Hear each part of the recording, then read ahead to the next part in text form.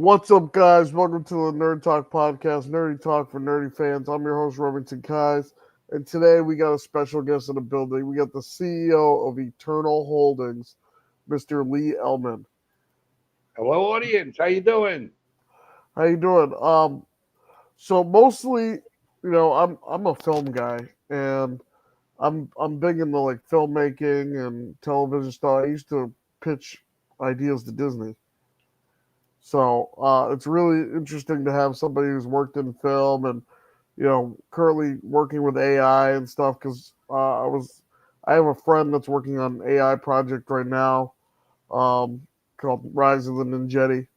I know a lot of people are giving him crap for using AI in his production, but I think AI is the future with some of this stuff. I definitely think that AI allows you to do things, especially for a young filmmaker. And I'll give you an example. I wrote a TV series called Happy Endings about three Chinese investment bankers in Boca Raton, and they lose their job and they open an illicit massage parlor. So it's comedy drama. And so when I wanted to just shoot the trailer of it, I wrote the trailer from the scripts and had, you go into actors, you go into uh, DPs, you go into lighting, you go into sound, you need locations. Suddenly, what I thought was going to be like a little budget is like we're budgeting somewhere between $10,000 and $20,000 just to shoot a 3 to 4 minute trailer. Mm-hmm. So what I did was created everything. I had people give me voice samples. I was able to clone the voice, uh, and from there created the characters and create all the characters based on what I wanted them to look like. Um, in AI, used some of the basic software to do it, and I created the trailer, and it worked. And it's not that it's going to sell, but it's a lot. It's like almost storyboarding everything, but you're doing it, and it looks real, and the technology's out there. I'm not saying it's for everybody, but if you want to do something, it's a great way to start. And even if it's just a storyboard, somebody gets the opportunity to see what your vision is without having to spend a lot of money. What drew you to television production in the first place? Well, I went to Syracuse University, majored in video production, graduated in 1987. Right out of the gate, I got a job at ABC Sports for the '88 Calgary Olympics.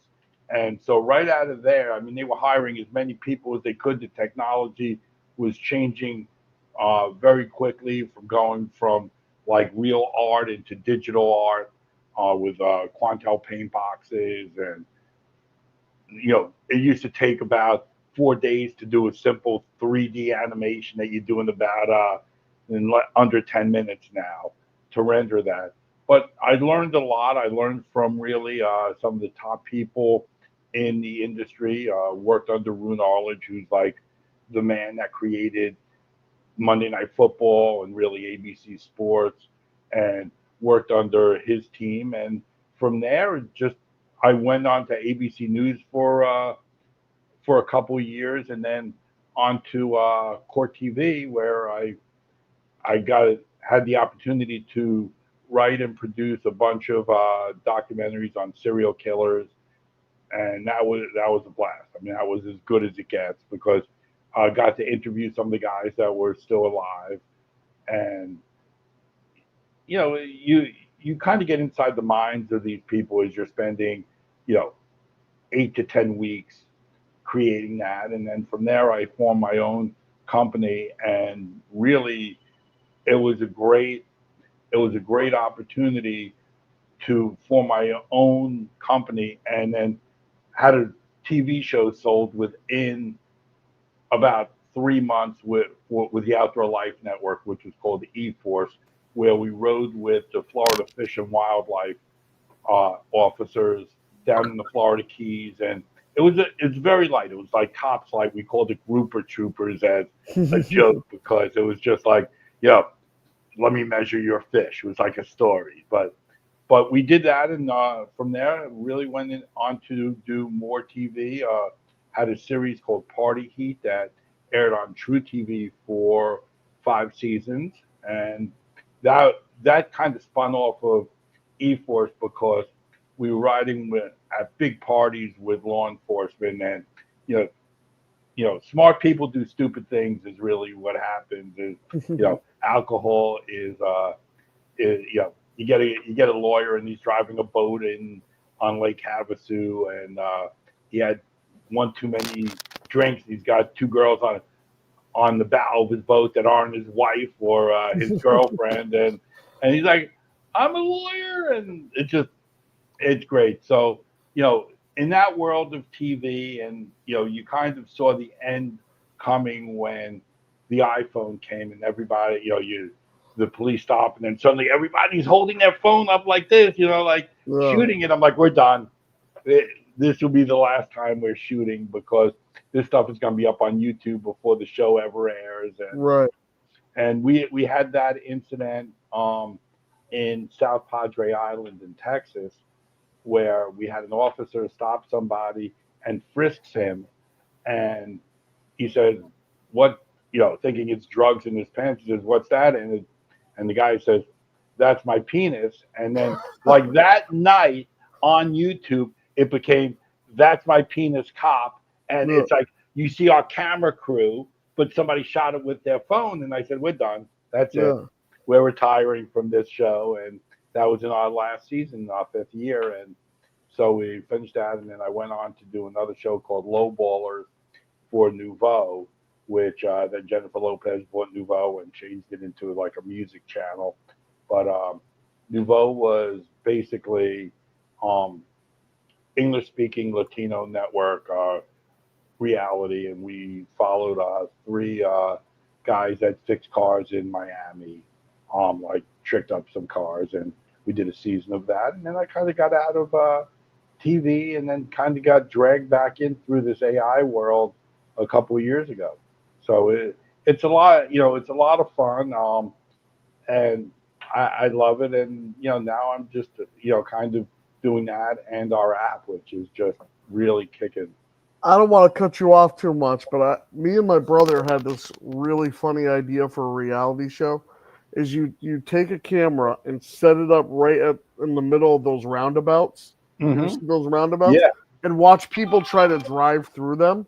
That would just be comedy gold right there, because so many people don't know how to drive on them. Oh, right. I agree. I mean, I have a couple. I'm in Florida, and we have a couple of them, and they actually are like in the middle of like these over 55 communities, and most of these people shouldn't be driving to begin with, but they never know how to drive a roundabout. I mean, it's just like, you're right. If you have a camera there, number one, there's always an accident at one because somebody enters and exits at the wrong time.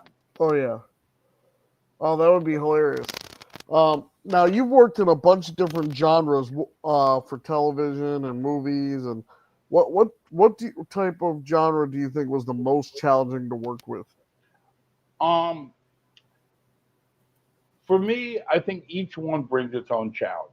Reality, reality is not reality, because when you're working with a network, it's like you almost have to storyboard what your reality is. And you go out there and you kind of, like when we were writing with Police, it was a different thing because the story happened, but you needed the officers to build up the story. So, we would always do these pickups. So it's like, it took a while for the officers to go along to be like why they're stopping somebody, to be able to do that. So you have to train people that are doing their job.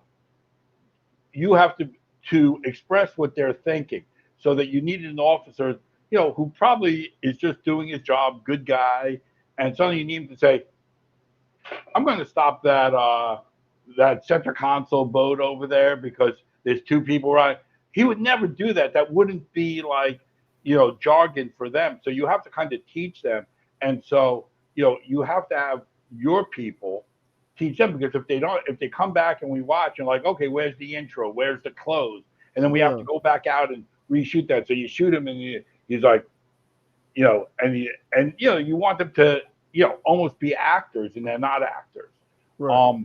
But working in a more scripted environment is is extra hard because you have so many different personalities.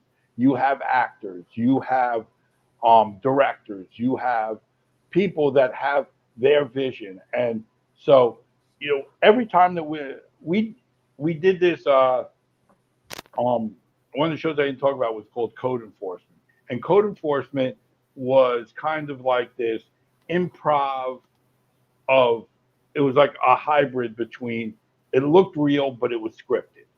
But we to make it seem real, that the people that were playing the code enforcement officers, that we sent them to code enforcement school, but they were basically actors or former police that wanted to be actors. And so we send them to code enforcement school, and then we just give them a call of what it is, but they don't know what they're going to. So we would have to shoot the same story 4 or 5 times, because if the story's not going somewhere, we're like, okay, cut, we're going to do this. And so I think that when you have to play director, and you have to play producer, and you have to play mediator between talent, and somebody says, can I do it this way, and you're like, we want it this way.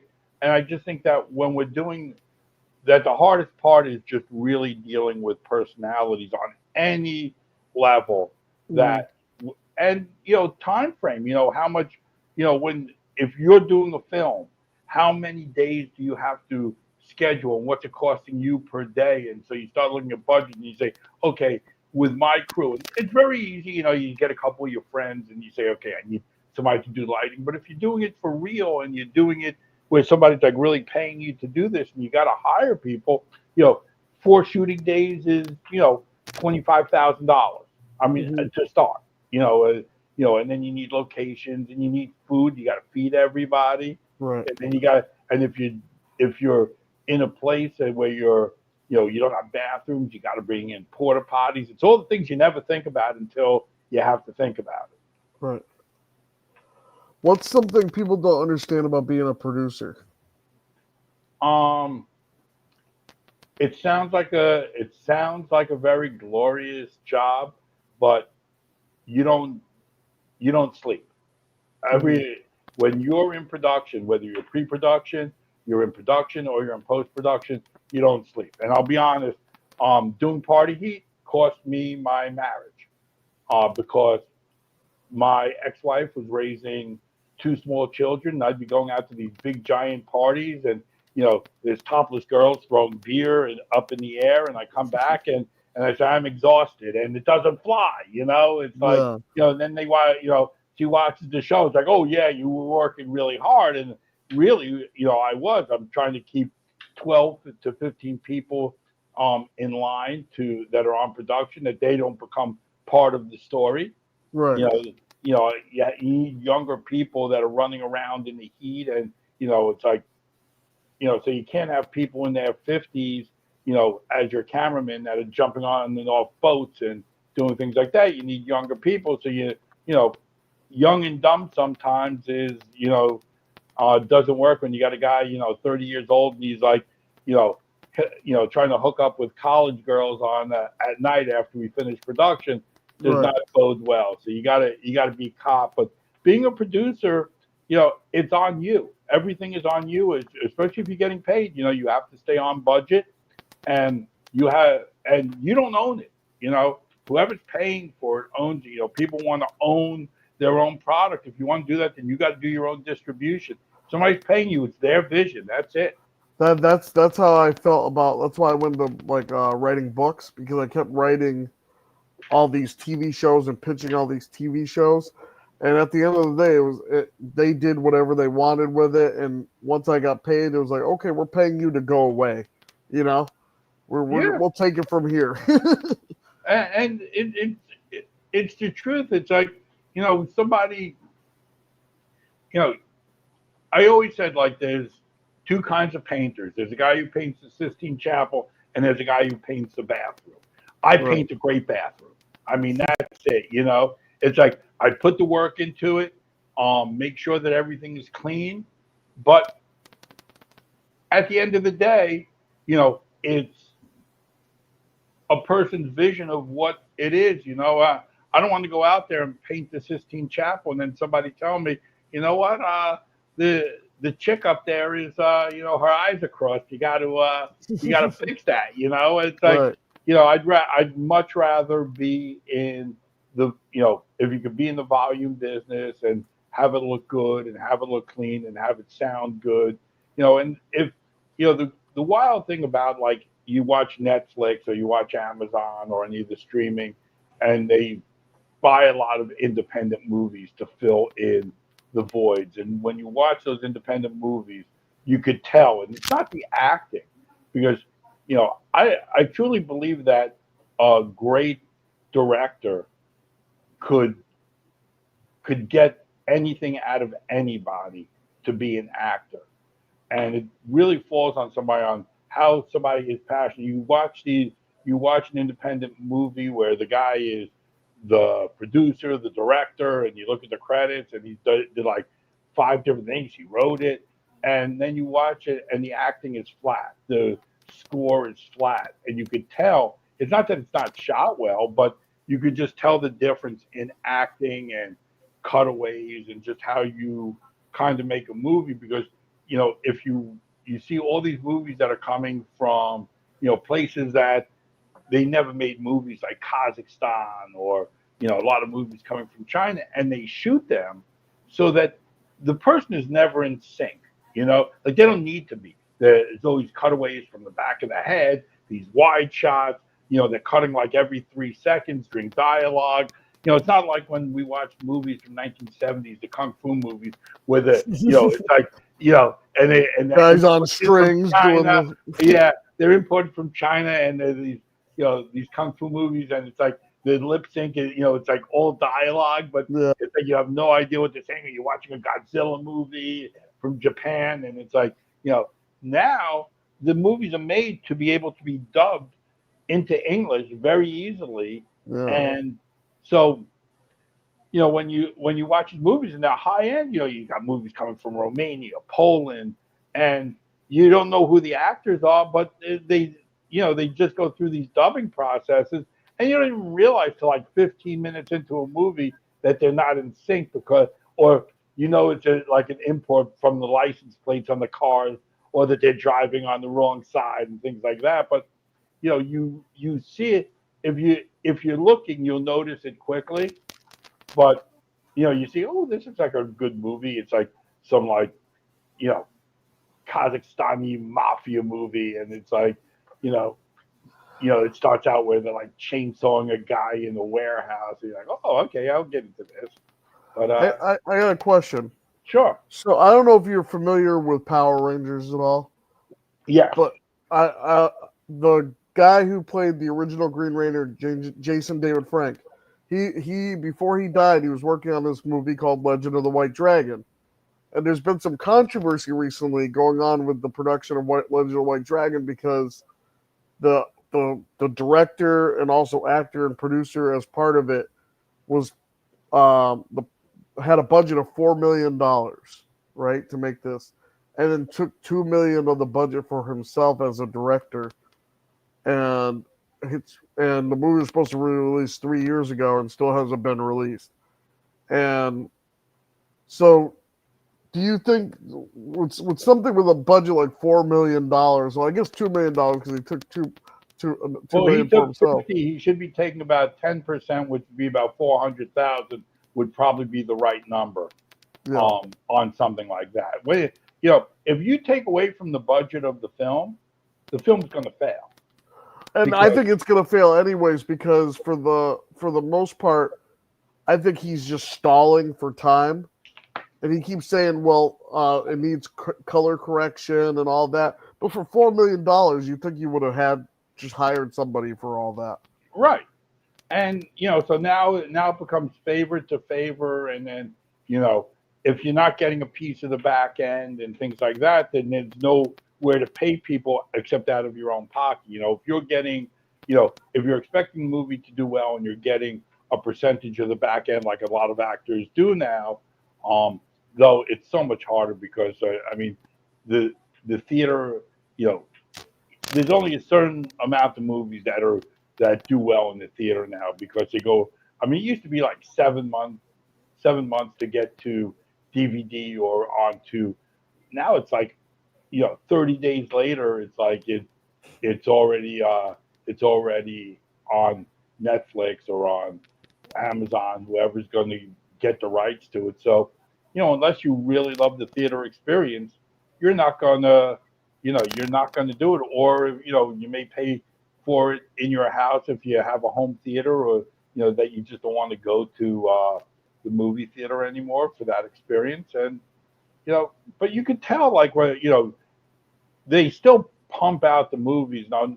The Hollywood model is so strange because if you looked at that model from anyway, it's like almost every movie loses money.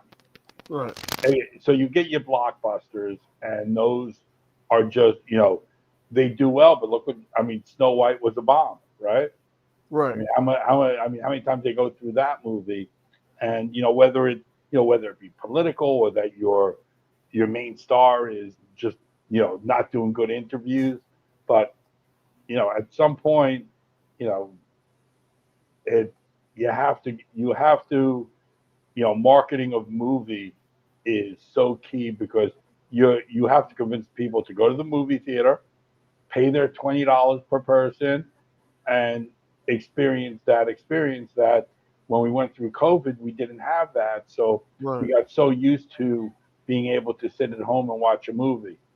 And my son, who's now 28 years old, used to love going to the movies, loved the Marvel movies, Star Wars movies. I mean, I grew up with the trilogy, with the original trilogy, and you kind of, when you rewatch them, you're like, they're not as, the dialogue is.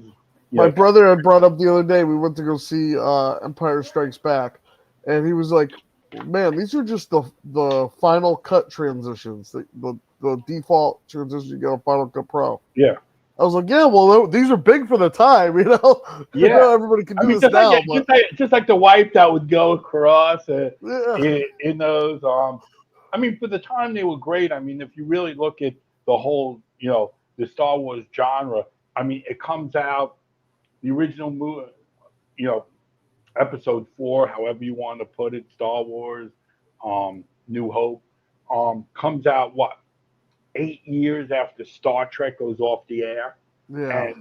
And it's and you had all these movies that kind of got built up in the early 70s, and then suddenly you have the Star Trek. You have the Star Trek movie that comes out that was nobody knows what the hell that was with feature.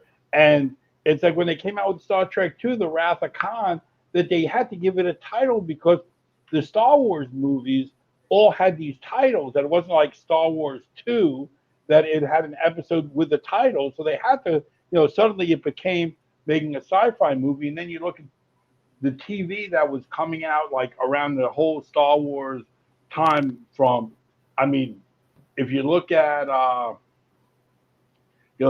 like Space 1999, you look at what was the show with Starbuck? Come on. But the Cylons were like supposed to be like these robotic stormtroopers because nobody knew what a stormtrooper was in the original movie. Were they robots? Were they people? You didn't really know what they were or how they were cloned until the to the second batch but I mean it's like I think when you grow up with that kind of stuff, I think I think kids in the 70s all had their little Super 8 cameras and wanted to make either westerns or sci-fi movies, and built models and blew them up with firecrackers, and just to make a 3-minute movie. And the people that really wanted to go into, I mean, that's what I was doing. And I remember getting my first video camera in like '83, and it was like this big thing with a little pouch that you put a VHS tape in. You couldn't edit. When I was 10 years old, I used to make YouTube videos, and we would literally, because I didn't have a tripod, we would like set it up on boxes and stuff, and like stack stuff up to use it for different angles and stuff. It's really Using primitive. shopping carts for dollies and Yeah, yeah. I mean, listen, if I truly think that if you want to do it, you try it out, and no matter what, I mean, the only way to success is failure. That's the right, truth. You don't give up on something until you realize that you can't do it. And right. I say that all the time if I'm speaking somewhere, is like, just follow your dream, because Hmm. it's your dream, and it doesn't matter. It's not about the money. It's that you can say, I did this. Right, And when a painter might not sell a painting, but he made the painting that he wanted to make. And right, if somebody wants to buy it, then they'll pay for it. And if not, that you made that painting. But if you're in it for the money, then that's a different thing than being in it for the love. right. Sometimes you get to do both, but you have to do it for the love to then be able to make the money. It's kind of like you have to do what you have to do what you want to do. How has the TV industry changed since you started? In terms of what networks are looking for, creativity, financially. Yeah. Okay, so great question, because most people um, don't understand how the whole network thing works. So Right. you go back to the 80s, the 90s, the 2000s, and basically what it would be is you pitch an idea, maybe do a sizzle reel, have a deck with budgets and characters and things like that. You go to a network, they give you money for a pilot if you if they like the idea. Right. From the pilot, if they like the pilot, they'll give you an episode deal. Sometimes they'll give you three. And so if they like how episode one is, they'll up that so that you could just continue working and get a full season out of it. Hmm. Once the streaming networks really took over, that there was this, they got rid of all the development people in TV. Hmm. And it was no longer that you pitch anything. What everybody wants now, which takes, somebody like yourself and even somebody like me out of the equation, because you have to deliver. They want a finished product. They don't Hmm. they don't have somebody that's going to watch your cuts. And I mean, when we were doing Party Heat, we would send over a cut. It would be watched by a producer over at the network and his assistant or production assistant. They would take notes, get back to us, Hmm. and say, do you have a different story? The story does not work. And now you come in with 8 episodes of something, and they'll buy it from you because they don't have to watch it.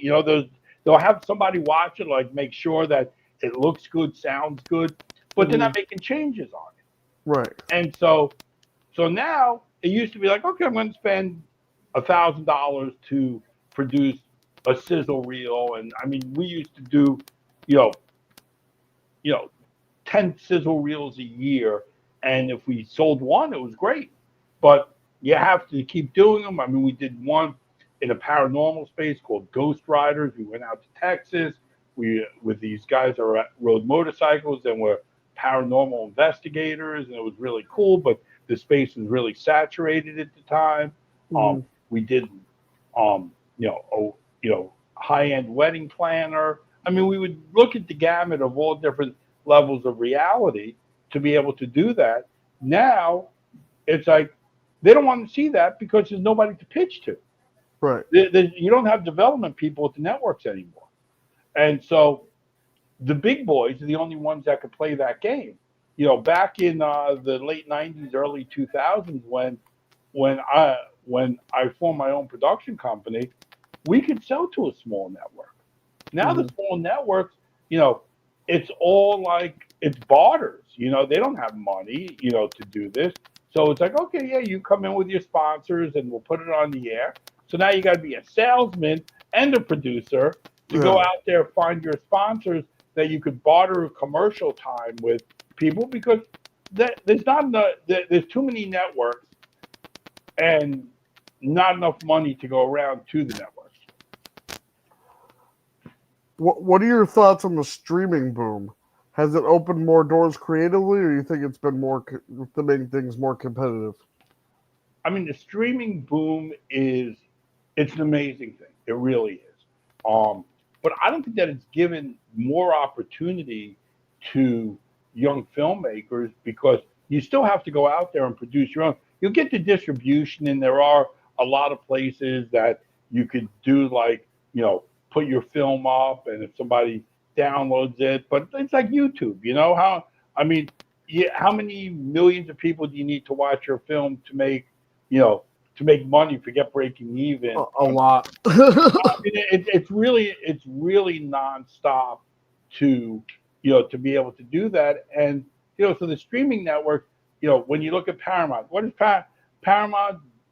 Produces a lot of high end series, um, but when you look at their VOD catalog, it's a lot of old stuff because from the CBS library of you know, they rerun Survivor, and so the networks don't need reruns anymore because they have the streaming to run their reruns, and they know that they can just put game shows um and more news programs on in the off season, which is the summer, which we're coming up on, or shows that they want to test out to see if there is to see if they can build an audience over the summer so they can bring it back, you know, like in January as either a replacement. So the networks know what they're doing. But for for somebody young who wants to make a movie, yeah, you have the distribution opportunities, but you don't have the financial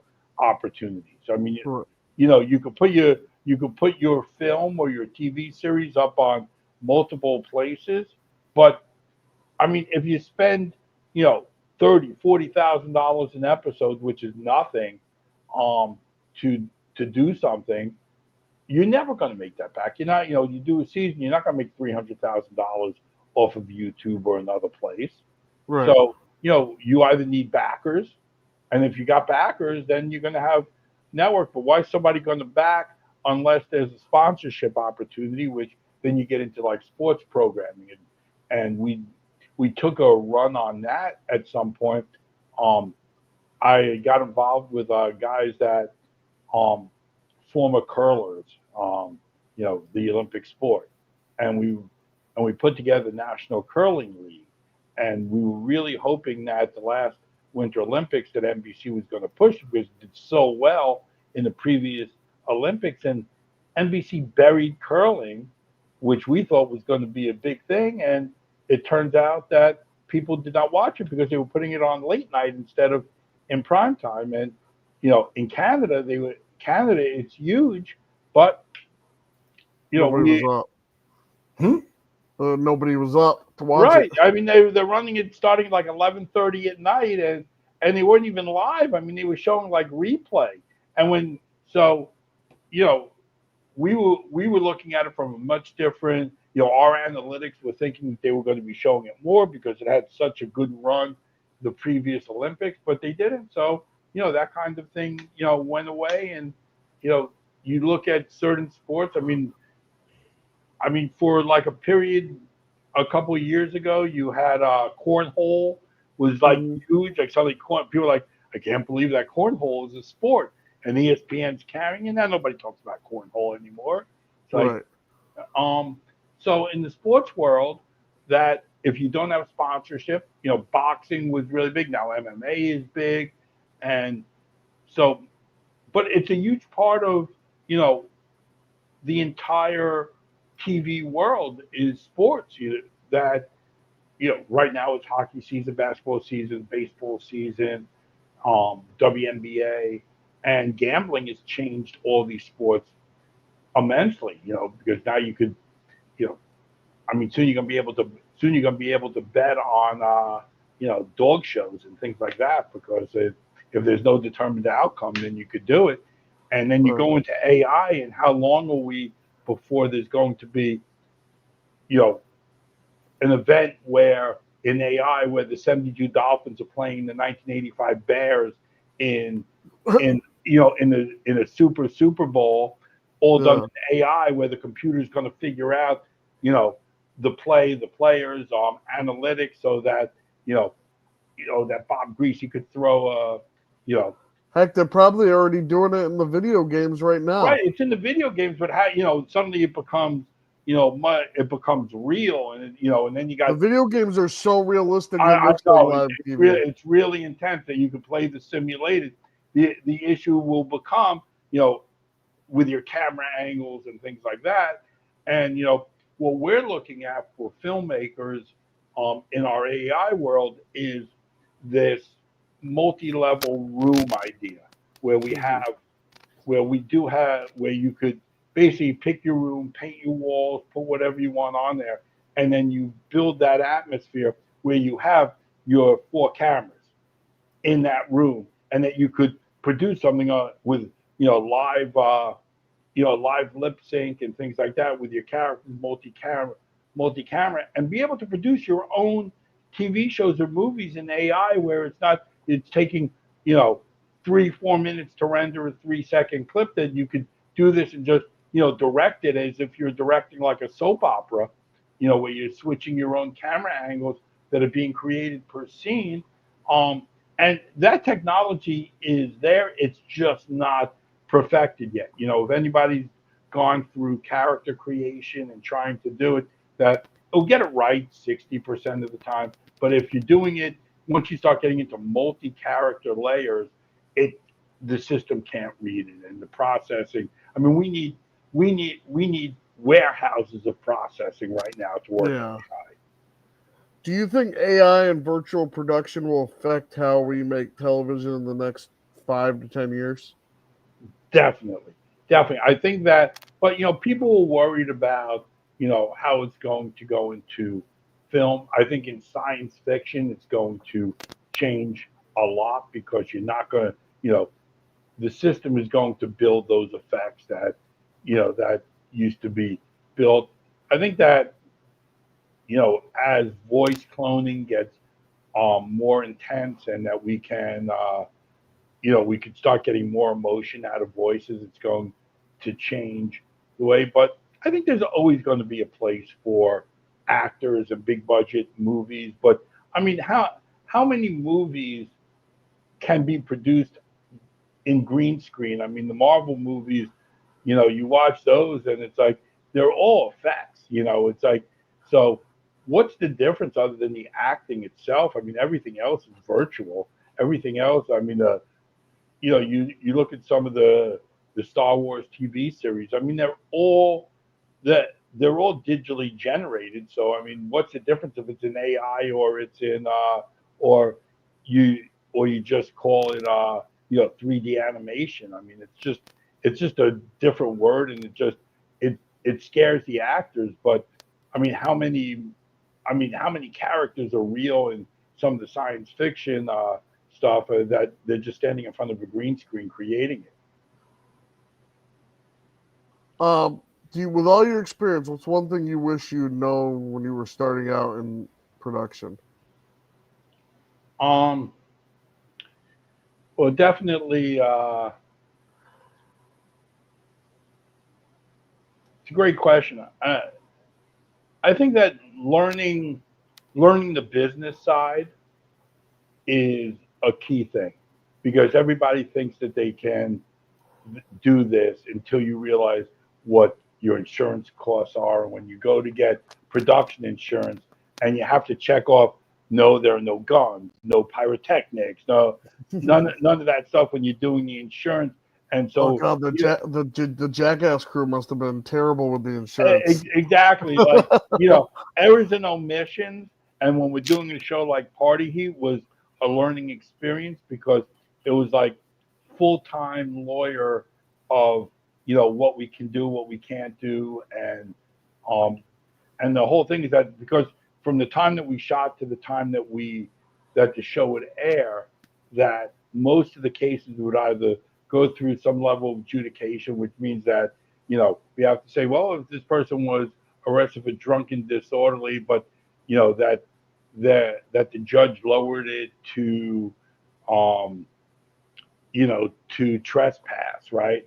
can we still show their face and things like that. So it was the due diligence of getting releases signed and location releases signed are, really important. That's why I talk about the business sense, that you think it's really easy and you think that, okay, we're going to do this guerrilla style. We're going to go on the street and we're going to shoot this, and we don't have to worry about the unions. And then, suddenly if you're shooting in New York City and the Teamsters show up, because if you file for a permit to shoot, there's a guy from the Teamsters that are waiting in the film office, and so they show up on your scene and they're like, okay, well, who's union here? Like, is your camera guy? Is your lighting guy? Are they IATSE? Are they Navy? And suddenly you're like, okay, this is why we're going to go shoot in Cleveland, Ohio, instead of in New York City, or someplace where that's more friendly to independent filmmakers.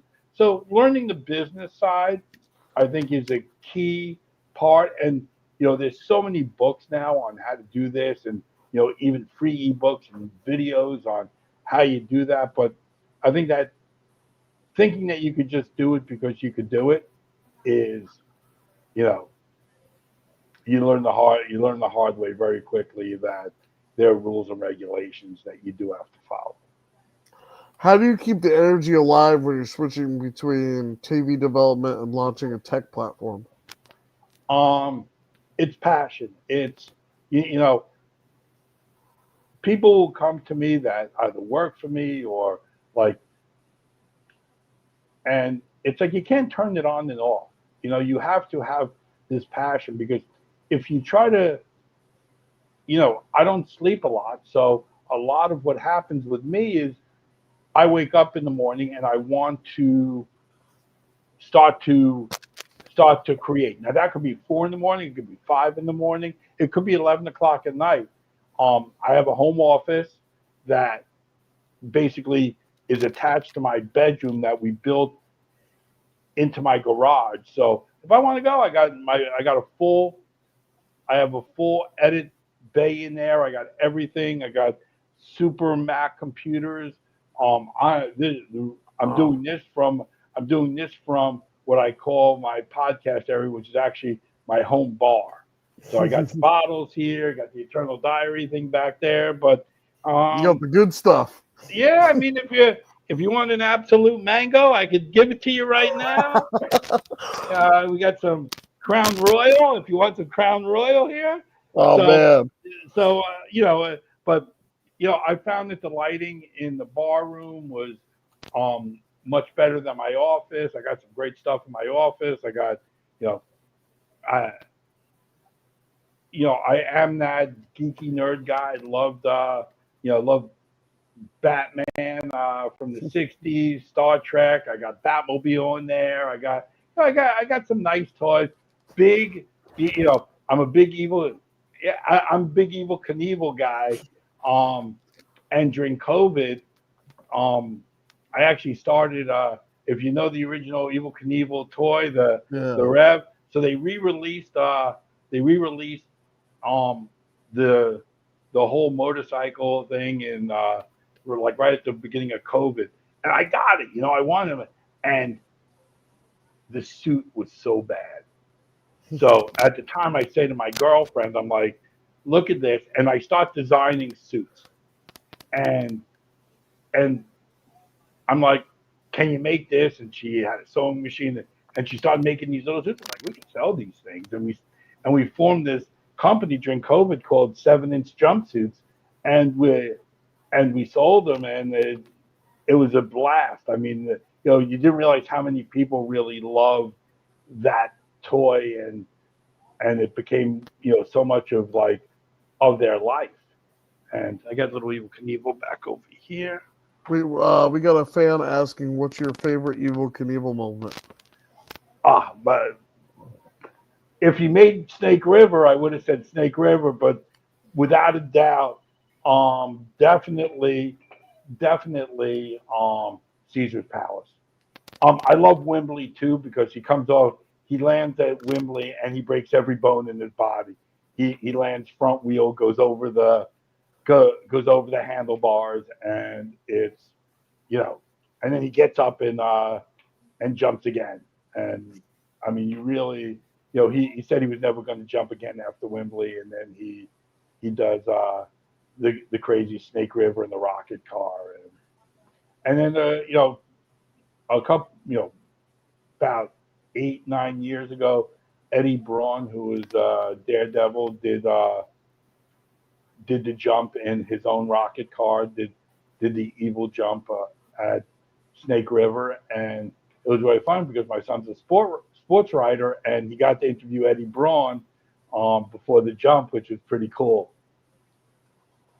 So you call the Eternal Diary part tech, part soul, and all storytelling. Can you unpack that unpack that a little for us? Yeah. So Eternal Diary kind of came about last August. My father, Robert, passed away. And like anybody that loses somebody in their family, a parent, a sibling, you kind of go through this process of, storytelling and then it kind of all fades away. So when my father passed away and, where the family's just having like conversations, I decided to take what was my talent and writing and start writing the story of Robert. And I didn't do it in the linear fashion because we don't think in a linear fashion. So it's kind of doing story by story, but they weren't in any kind of order. Like I wasn't starting at his childhood and going. It was kind of stories that I remembered, and then I would just add them. So they were much more of like short stories that would go together. And so I spend good part of September and October kind of writing this and talking to my brother what stories he remembered. And so we get to Thanksgiving, end of November, and it's the first Thanksgiving without my dad. And we start talking about these stories, and I'm thinking there has to be something more. So I had my laptop with me, and I just did a simple chat bot that everybody uses every day, whether they're going on banking site, power company, wherever it is, you're using a chat bot to talk to somebody that isn't real. And they basically have their prompts. So I built this chat bot, and I'm not really a code guy, but I could get through the basics, from basic website to some kind of using like these no code chatbot things. So and then but it has enough add-ons that I could do things. So within a couple of hours, instead of putting in the data of a bank, I put in my father's story, and I tie that to ChatGPT, and so now I have this whole kind of thing going with a calendar, and this is all in like a 6-7 hour period. So now I start talking, and I put the prompt in that it's his son, and I'm like, "Hey, Dad, it's Lee," and suddenly he starts typing, "Hi, Lee, how you doing?" I'm asking him questions based um on the data provided, like, "Hey, what's your favorite pizza place?" I knew what his favorite pizza place was, so now he's telling me back. So I'm like, this is really cool. So then, after playing with it, now it's like 2 in the morning, and my eyes are like, I'm like, okay. So I'm like, I'm gonna try messing with him. I'm like, "Hey, Dad, Jake's birthday is next week. My son Jake, his birthday's in June. It's June 6th, and my dad's birthday is June 6th. really, Yeah. And so my dad always referred to June 6th as the longest day, which is the longest day. The movie, The Longest Day, happens on June 6th. In World War II, I mean that was D-Day. Um, so when you suddenly you take that whole experience, and he writes back to me, "No, Jake's birthday's in June. It's June 6th, the longest day." And I'm sitting there like, "Oh my God, this is crazy," And it's like I kind of felt like what it must have been like in NASA when they watched man land on the moon, because I took basically my document and was able to turn it in. So we went from that idea of the chatbot to voice. Like I got voicemails from everybody. I had some, but everybody that saved my father's voicemail. So we were able to clone my father's voice very quickly. We were able Yeah. to clone his face fairly quickly. But the hardest part is the way that you and I are talking right now, that one of us in the Eternal Diary is going to be AI generated in real time. Yeah. So having a conversation with you and not just answering your questions, but being able to respond to you and keeping it that it's not so robotic that if you ask the same question 3 times, that it's not going to be the word for word the same answer. So it has to use probability and analytics to change certain things, but keep the story the same, the way that we think humanly. And so we we started using third-party software to develop the idea of a real-time environment.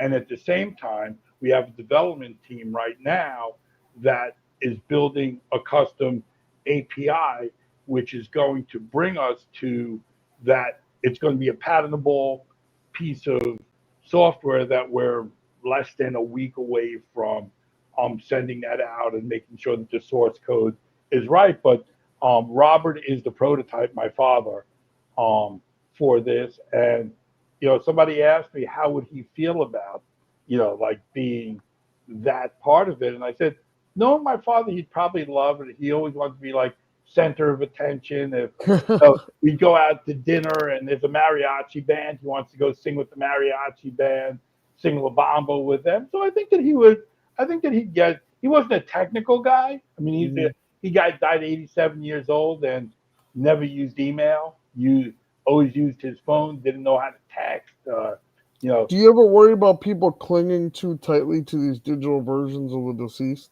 100%. I mean, I think that I think addiction is something. Once somebody does it, I mean, whether it's gambling, whether it's alcohol, whether it's personal. Why does somebody stalk somebody, right? Right.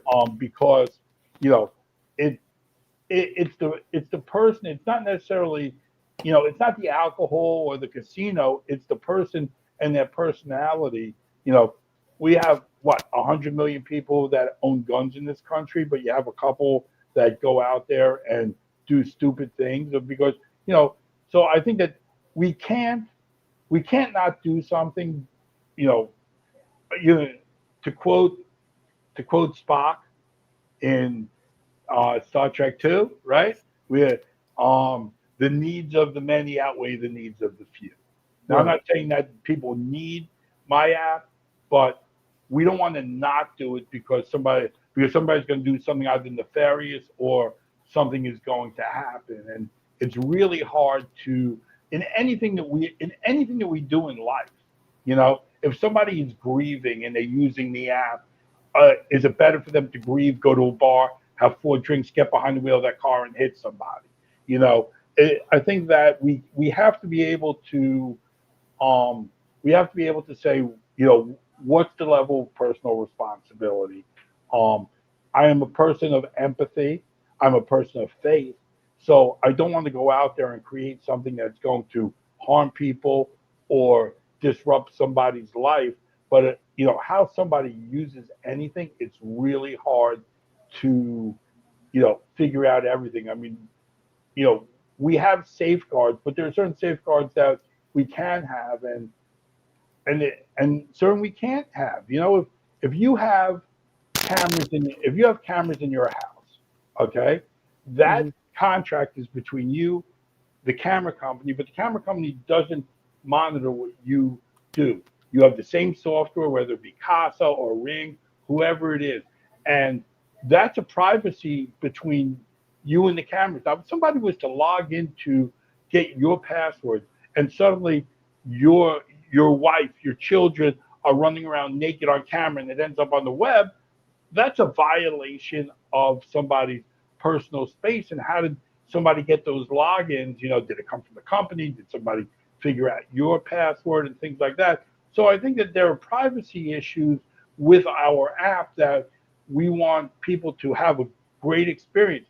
Is somebody going to try to do things that we think about it, but we don't want them to do? But is somebody going to try to create a person that's still alive? And so in our questionnaire, we have, the person that passed and, what the relationship is. And we go through, if somebody says, yeah, my dad's name was George, but everybody called him Joe, right? And, Hmm. but Joe is the same last name. And then you submit Joe's picture, so we have to be better than the people that want to do bad things and be able to flag those accounts quickly if somebody's trying to do that.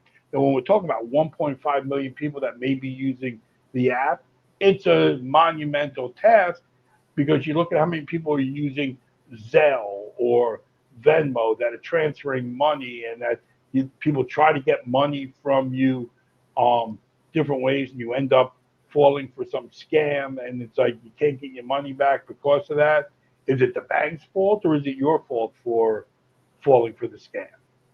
Now, have any spiritual or religious communities reached out positively or negatively with this? Uh, we we haven't we haven't like by the organized religion side, we really haven't heard. But I've heard from both sides. I mean, we're not trying to be this um religious factor, and we're not trying to recreate the person. What we're trying to do is we look at this from three levels.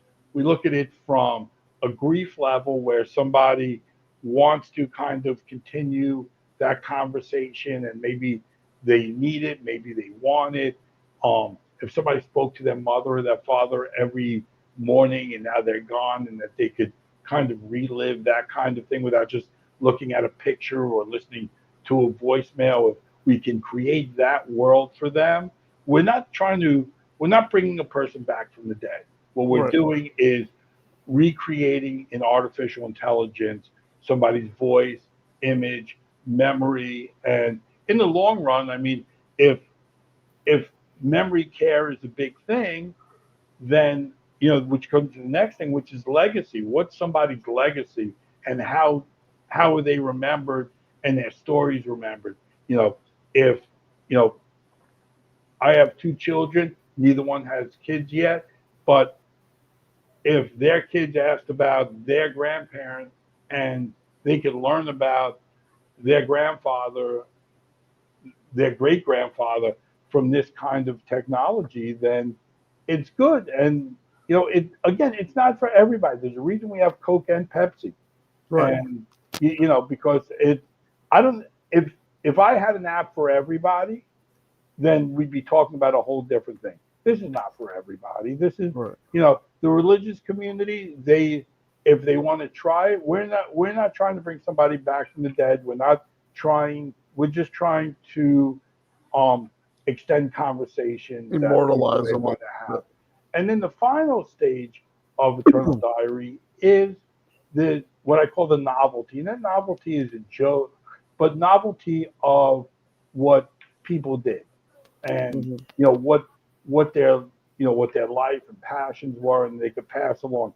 So if somebody has a box of recipes and they wanted to put those recipes, type them into a catalog, and then they could have you know grandma or mom be able to pass along in her voice, in her look, those recipes. You could ask her questions of what it was, and right now we're looking at this from this posthumous kind of world, and eventually we'll get into more of legacy where people will be able to do all their memories into the eternal diary.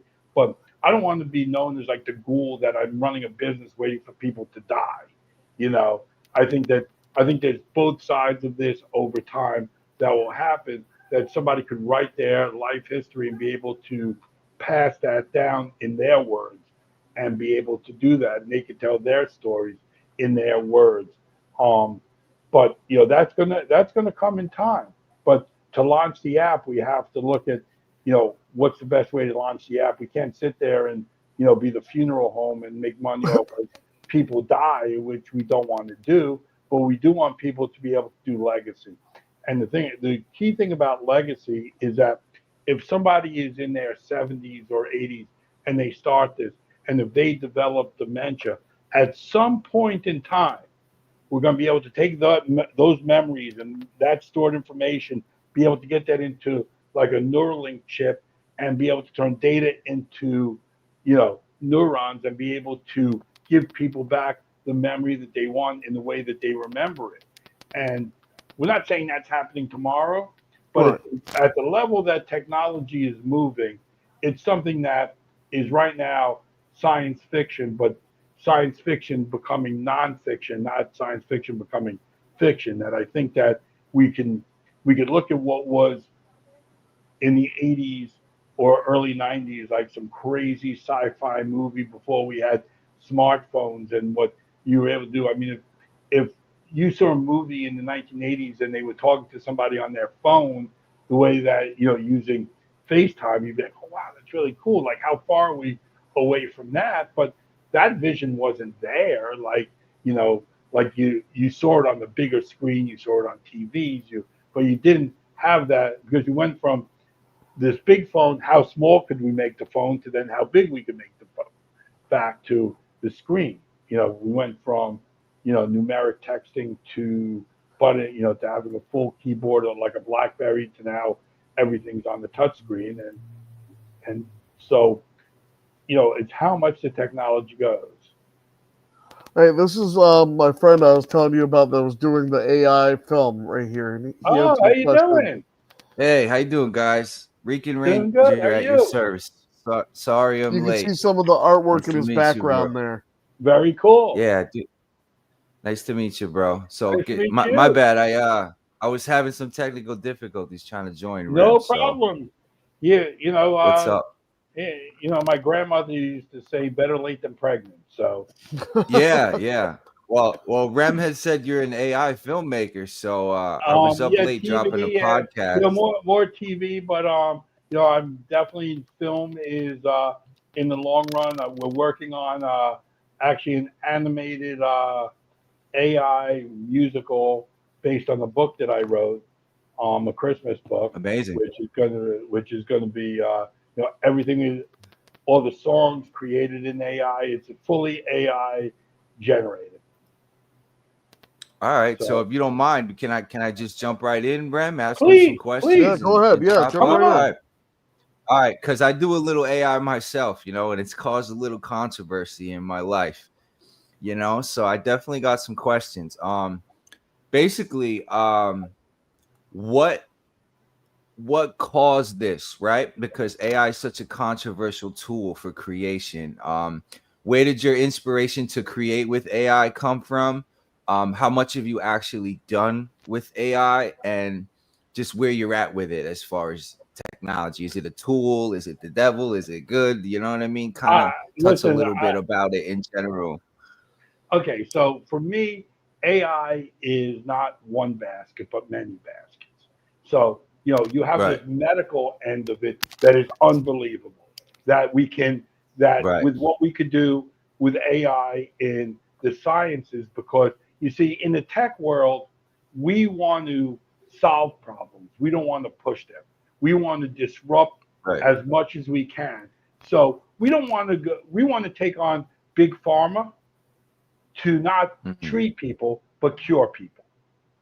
So Right. from that end, but when we talk about the creative side, okay, and I told the story earlier that I wrote an 8-part TV series called Happy Endings, which was about 3 Chinese women that are investment bankers. They lose their job and open an illicit um, massage parlor, Oh, that's crazy. and Yeah, and that's so crazy. That's a good concept. so so I so all I wanted to do was produce the trailer before I did the series because I used to pitch Right, shows all the time and I wanted to get right. feedback.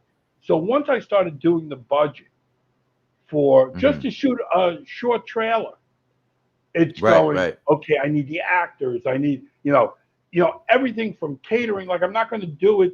I'm not going to try to do it for 2 grand and realize that I'm wasting my money. So as I'm doing this, it's becoming this, you know, to to do a short trailer is $25,000-$30,000 with locations, even if I'm borrowing Yeah. locations. But I need DPs, I need second cameras, I need full lighting. It has to look good, or what am I doing? Right. I might as well do a storyboard. So Right. so what I did was I created all my characters in AI. I had people do the voices, and then I cloned their voices so they were the way that I wanted their voices to sound. Right. Right. And then I did that, and then I did the trailer in AI. Sat there, not getting the shot right, but then doing the lip sync, using basically, open AI software. Some of it, paid to do, to get the images right and creating the characters the way I wanted them. And, we ran into a lot of problems along the way in trying to keep consistency with more than one character inside of, Right. inside of a frame but you start to realize when you're using your film techniques or your TV techniques to how things need to be, that you don't need a 15-second on-camera sync. When you watch, you're like, Right. okay, we need cutaways, we need backup people, we need the wide shot. So as you start to create those shots, and suddenly within a week, we have the entire trailer done, from start to finish. Wow. Just rendering the shots, doing it old school style, which is your A roll and your B roll. You figure out what you want Right. on camera dialogue, and then you cover everything else with your shots that you need, and then suddenly, I found it to be a great experience, and working in both reality and scripted worlds of television. Right. I couldn't imagine now, with my head at my age and everything, going back and doing a big full scale production and not working in AI. To be honest, I would say that anything that I do from this point on would be an AI driven project. And as the technology changes, because from the producer, from the director standpoint, it's still your vision. It's still the way you want. Right. And so to be able to Right. be a director in AI, you get to determine how that dialogue is going to be, and that you could keep on getting it till it's right without having to keep rolling Right. disc on it till you get it right, and then you say, okay, that's where we're going to redub this. It's like you don't have to worry Hmm. about it. You just have to get into the mindset of that you're Right. working in AI, Right. and that you don't have 10 takes of something. That Yeah. Yeah. you're working with single Yeah. takes until you say I like that, and then you put it in. I'm going to redo that, and all Right. Right. your prompts are still there when you're working, so you could always go back and get anything. Well, let me give you a little bit of my backstory, right, with the Sure. AI. Basically, um, I'm a super Power Ranger fan, right? I started in music. I was doing music for about 10 years, and I'm a writer at heart, right? So I wanted to push my creativity. Um, See, Power Rangers has a trauma response with people. A lot of people don't understand why we're so crazy as fans with this show. As cheesy and campy and corny as it can be sometimes, and it's a kiddie show, no one has successfully grown it up because we're all Mhm. in our all damn near 40s. All the actors are in their 50s, pushing 60s. It's like we got 10 years to get this right before this brand is kind of, in my opinion, unsavable, right? So Without I basically, relaunching it as a new piece. right, which they've tried to do. How many times have we rebooted MMPR and they Right. just can't get it right? So to me, it's been lacking the passion and the knowledge from the fan base of someone like me, who's been watching them since they were giving out the coloring books back in '93 when they first dropped, and they had them in the cheap suits at the stores on the block. Like I remember when it ran the world. So long story short, with me, I started dibble dabbling in the AI on Meta with concepts. So it's funny you say it takes your vision and it almost turns you into a one-man army, because you could essentially storyboard your whole movie conceptually with AI. And that's what I started doing about a year ago, my friend. And as you can see, some of my suits, I have about maybe already 20 plus armors. I'm like Iron Man now, but it's all Power Yeah. Ranger armors, you know? So That's I've got awesome. themes. Yeah, I've got themes, I've got universes. I've basically converted them into comic covers. So I take the AI, I come up with concepts, I'm writing the script. Actually, the script is mostly done. I'm already on the second one. We kind of know what's going on with the third one. So we're really in an investment stage because we have a direction, we know what we want to do. But it's basically ancient spirit animals. I don't know if you're familiar with the 95 movie. Did you watch the Power Rangers 95 movie with the ninjetti I, suits wa- when they were ninjas? when it came out, I watched it years later with as my son was getting older. He was born in Right. '97, so at that point in '95, Okay. I was the whole different. I turned 30 in '95, so I I was out of Oh, the okay. Power Ranger age group. But as my son Right. grew up, he Timeline, grew yeah. up with it. And as I watch, when you talk about the campiness, it was pretty genius to be able to import that in and be able to Mm-hmm. um, tell Mm-hmm. these stories, and you don't have to worry about sync when they're in uniform. It's great. Yeah. I mean, Yeah. from So production standpoint. right.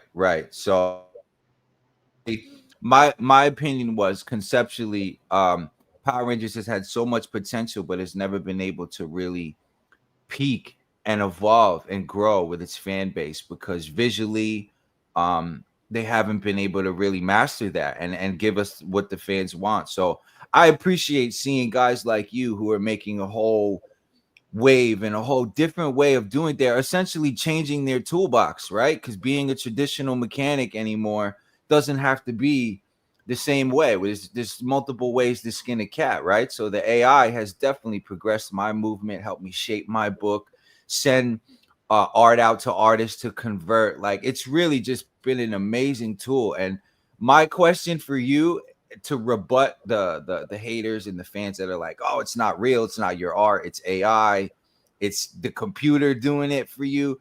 I don't feel that, because even though it's a prompt, you're still programming, you're telling the Of software what to of do. So course, essentially and you're an it's your artist. vision. It might take you 40 Right. prompts that you keep adding the prompt. I want this. I want you know. And then when you start doing the animation, you're doing the prompt. So all you're doing is you're playing the role of producer and director, and lighting Right. director, Right. and Right. audio, and how you're going to do it. And the people that you're pissing off are the people that are no longer in that mix for you. That it was that Right. what they don't realize is it was you who was paying them to do their job, Right. and now you don't have to pay them, so they're mad at you. You're not taking you Right. all you're doing is creating that you could do it, and you don't need them, and that's why they're pissed. It's not that they're pissed that you're creating it; it's pissed that you don't need them anymore. Right. And Right. I agree. growing up, they used to guys used to come door to door selling vacuum cleaners or typewriters or whatever it is. Their Right. jobs went away. Nobody ever thought about, hey, nobody's going to Sears to buy a typewriter anymore because they're buying computers. So the people that made Right. typewriters are out of work. Nobody ever thought about those people. But when we get into the creative world of Mm-hmm. suddenly you Mm-hmm. need to hire 30 people to have your vision when you could sit in 300 square feet with a computer and be able to do this on your own in your vision, and not have somebody tell you that you can't do it, or that Right. you need to give a crew of 20 people a lunch break for an hour, and you look at your watch like, I can't believe like we're losing this time, or somebody has to go to the Right. bathroom. It's like they nobody ever takes what your time is worth until Right. they're not getting paid by you.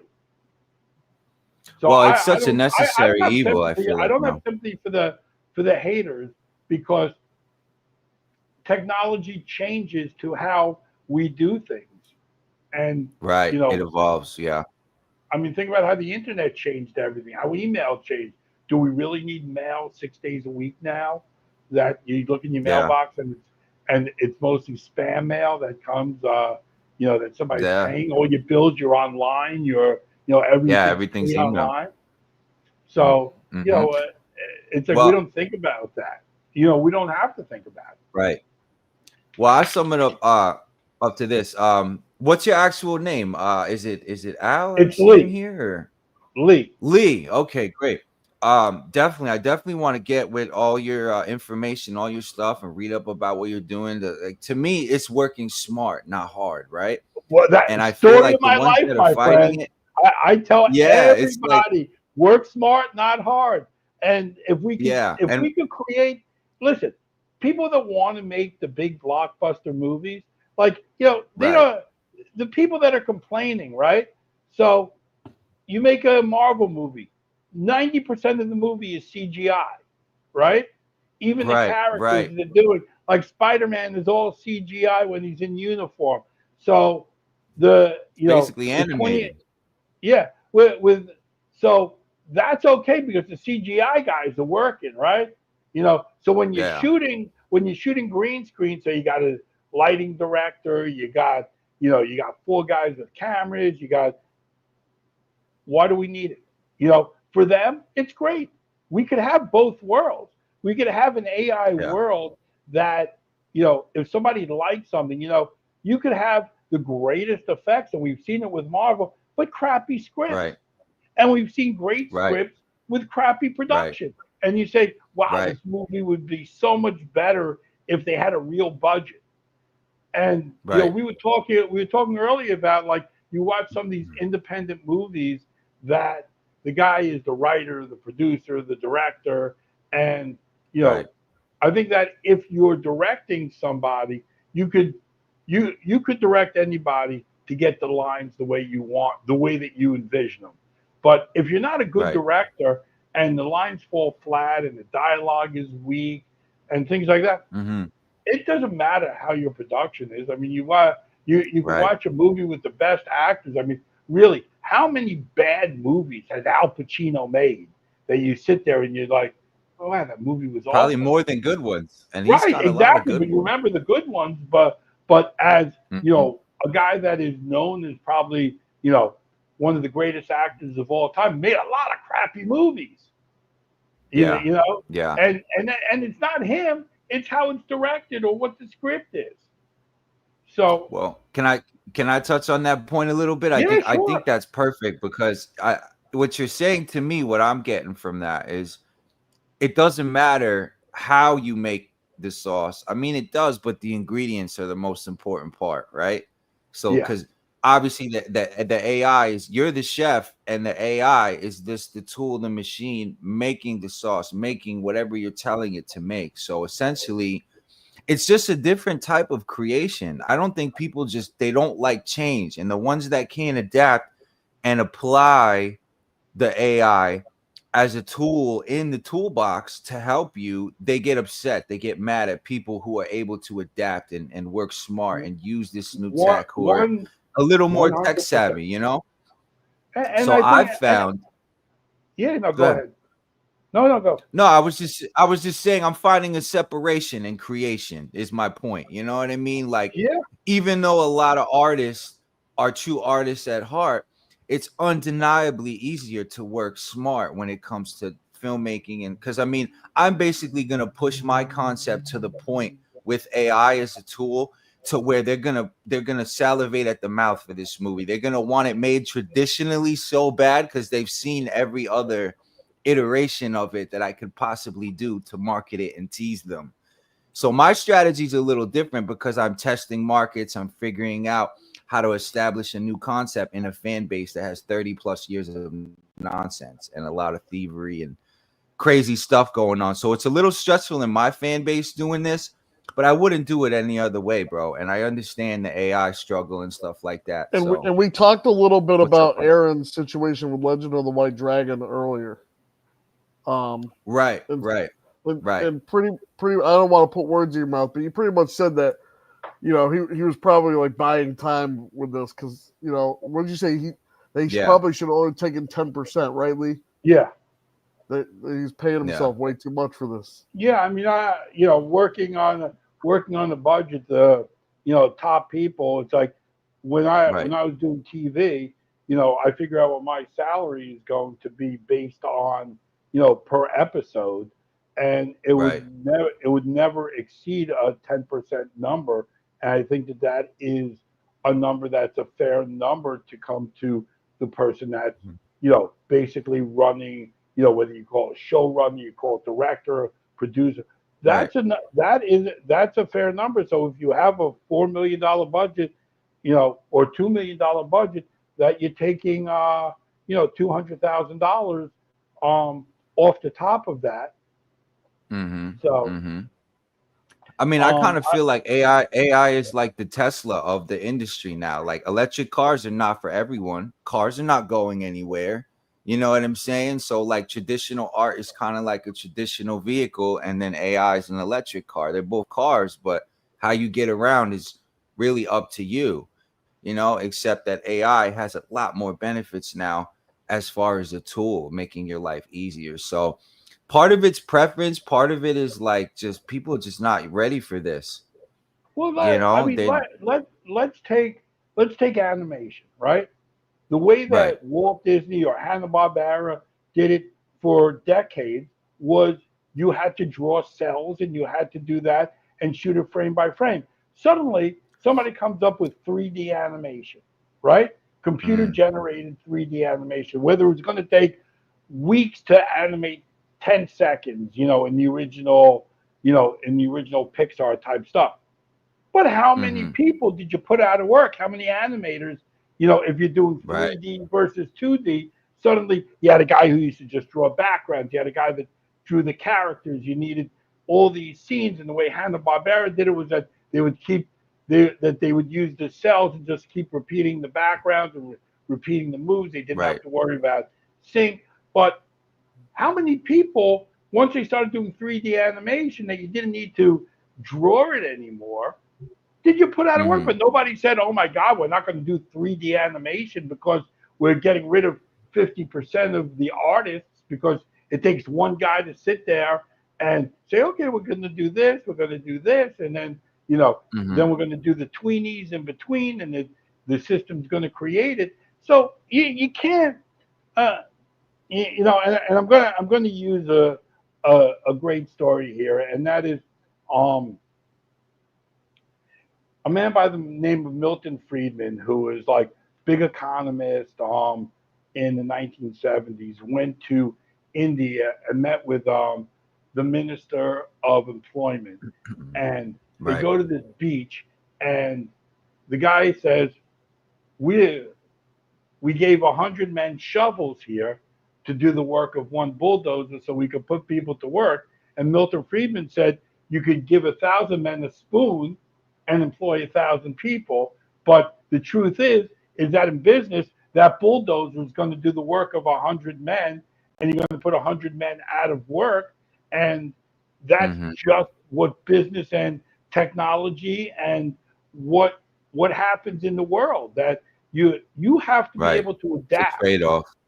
right? I mean, Yes. adaptation Mm-hmm, is part of what makes us human, that we can change and start a new career if you're smart enough to figure out A, is the end of your line coming to what you're doing, and B, right, where I say, if you don't know how to do it, learn how to do it.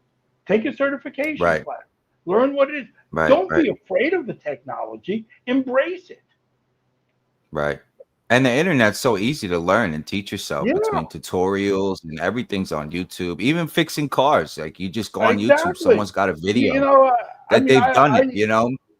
I fixed my first car. I had a '72 Datsun 240Z, and this thing, Mm-hmm. was leaking from everywhere. And there was no YouTube, there was no computers. It's like you had to Yeah. buy the book that the mechanics had Right. and follow the lines and Look follow at the picture, the wires and tilting man. Yeah, yeah, yeah. yeah, Yeah. and It's a perfect that's what it example, is. really, because yeah, coming from that realm, if you think about it, like mechanics now completely have it easier because you could go bring up the video on YouTube and a mechanic will show you a 30-minute video, 20-minute video of him doing the whole job. You can watch it done right before you do it. It changes everything. I've changed master cylinders by YouTube. I mean, yeah. So the mechanics are affected, the shops, it sends a ripple through the whole industry. And that's what's happening with AI. AI has become this masterclass tool for someone to become a one-man army. And if their concept is good enough, like mine, can get some traction, getting a lot done with half the work, half the money. You know what I'm saying? It's just a differentiation of what's really art and what's not. So you're more of a programmer than an artist, but it's one and the same, in my opinion. It is one and the same because, when people started doing digital art and, just being, that it was more than just something you hang on your wall, but something that is being either on TV or in a gallery on a screen and things like that and what you do. But let me ask you, I mean, if you create your movie in AI where you could basically simulate the original characters from the 90s in the way that they looked and things like that, maybe alter them a little bit in the way that you envision them, not necessarily based on the actor, but maybe what your vision is, using a lot of their features, but maybe, there's things that you can adapt to them in height or in body style or what they could do and what features that they would have, or maybe you want to add a tattoo to somebody or something. That's your vision. You're not recreating the actor, you're recreating the character. And so to be able to do that, from the standpoint of view that's what your vision is of, of what the franchise is, and you're expanding on the franchise and you're making it more adult friendly just by the way that I can see in your background of what the suit is, that you're creating much more of this almost dark, like darker undertone, Dark Knight, but it's a darker vision, like a Zack Snyder universe, and that it's not, when the first Batman movie came out, it was not Adam West, what everybody was used to see. It was much more based on the graphic novel kind of feel, not even a comic book, but much more of the graphic novel feel that was being developed in the 70s and 80s. That was a new form. Keaton got a lot of hate too, bro. He got a lot of hate when they casted him, if you remember. Yeah, it was in the news. A lot of people were upset because they looked at him as a comedy actor in this in this iconic role, and I think that Keaton hit it right. I think that he really, he did it whether you like him or not. But I think at the time that he played the role. He played the role that was written for him. I think the Tim Burton role. I thought that he was able to have that little bit of craziness of, that Bruce Wayne kind of persona. I mean, I thought Christian Bale was great. I thought he did a great job. And I'm not a big fan of the Val Kilmer or the Clooney Batman, but everybody has. What about the Pattinson? What about the Pattinson? While we're on the topic, how you feel about the Pattinson move with the Twilight Batman? You feeling that or no? I'm just curious. What do you think of the new stuff? It's artist interpretation based on something. I'm not a big Pattinson guy. I just think that he was so iconic in the Twilight movies that unfortunately for him, it's hard to shake that. Yeah. I got you. You take a guy. I always say like a guy like Barry Williams who played Greg Brady, right? He was Greg Brady for the rest of his life. He could never shake, no matter what role he did. He's like, hey, look, Greg Brady's in this. So I think that to shed such iconic roles. I mean, how much money did the Twilight movies make? And every teenage girl saw those movies 3-4 times in the theaters, and then how many times on TV. So it's hard to shake a role like that. And I mean, it was Harrison Ford was able to shed Han Solo because Right. they gave him a lot of great roles in between and Iconic then post. characters for sure. Yeah, For sure. For you sure. know, but other people in this series, they never, you know, I mean, Carrie Well, Fisher check this did. out. Check this out, Lee. I got a point, and I want to ask you a serious question from a filmmaker's standpoint, because to me, I feel like you can't just recreate Batman anymore. You can't. They already done regurgitated and recycled so much stuff. I feel like the money, which is where AI comes in, because it makes it more attainable to create a universe. As someone who's creating a whole universe, I knew that in order to make something that was impactful, that would actually maybe move the culture a little bit, it has to be vast. The writing has to be good. It has to be extensive. It has to connect. These fans are crazy, So just doing a one movie or one character, which is why these companies are trying to do MCUs. Everyone's been trying to recreate the Yeah, Infinity Saga, I feel like, since it yeah, happened, bro. You know what I mean? So that's totally. just where we're at with filmmaking. People want to, like, it's almost like the Elseworlds and Batman. You can have different versions of Batman and different dimensions and different stuff. They want, like the Sony Spider-Verse, they want multiple versions, Right. multiple ways to make money. They don't care. They're going to keep giving us movies, keep giving us iterations, and just almost tarnishing these IPs and these franchises because they're just trying to print money. So Oh it's up yeah, to the fans and people like us, to really give yeah. us something written well, good characters, good stories, good concepts. That doesn't change whether it's AI or not. It's got to be a good story. It's got to be gripping. It's got to have all the Yeah, ingredients, no matter how you make it. but also that Go ahead. the bulk of the audience don't understand Hmm. the multiverse of Batman. They don't realize that Right. there's based on Dark Knight or the Batman. You know, they don't realize that there's artists and writers that are writing these multi-layered universes that Right. coexist only in print. And when you put it in movie, that it's somebody's interpretation based on who that character is. Right. The story is exactly the same of how Bruce Wayne becomes Batman, that his parents are killed. Right. Who ended up doing the shooting that we don't know is a writer and producer's interpretation of how the Yeah. director portrays It's a that. translation, pretty Right. much. And but what the story you have the building blocks. It takes place in Hmm. Gotham City. You have your key core um, criminals, your key core good guys, whether it be Commissioner Gordon. You have those elements that all get put into a franchise, but how they're portrayed and what the Batmobile is Right. it's all artist interpretation. So It's all part instead of it. of Yeah. so in the long run, if 2 years down the road somebody's creating an AI series of Batman instead of an animated series of Batman, Hmm. which how many animated series do we never complain that Batman's being told in this level of because it's animated, but now that we want to do it in AI, somebody's going to have a Hmm. problem with it because it's in AI. Because why? What's the difference? Like the Right. difference And is we've gotten how so many much, people are like you working said. on it.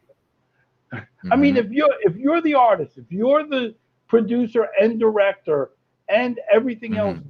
and you're scoring your movie or your series, I don't understand where the haters come in when if you're a viewer, okay, how we got Hmm. how the viewer got to that point. If they like the script and they like the effects and they like what you've done, do they really care that 3 people did this instead of 40 people or 50 Right. people or a Right. hundred Were they people? It's entertained? like does the Hmm. viewer know, right? So Right. if you're watching Netflix or you're watching Amazon and you see a movie and it's like made in Romania, right? It's like Hmm. no Americans worked on that other than when they dubbed it. Right. Or Right. all the dubbing happened inside some audio studio. And probably was one guy sitting there Hmm. with the movie, and they bring the people in, read the script, and then he lays in the audio. So how many, what'd you do? Put 10 actors to work, and then it. I think where people are getting crazy is that you kind of like, because they're being left out of the process. And that's where the hating comes in. It's not the technology that they hate, it's that they can't figure out how to make the money off the technology. Right. They don't know how to use the tool, really. Yeah. And here's the thing. Nostalgia is the stock that funds all of this to me.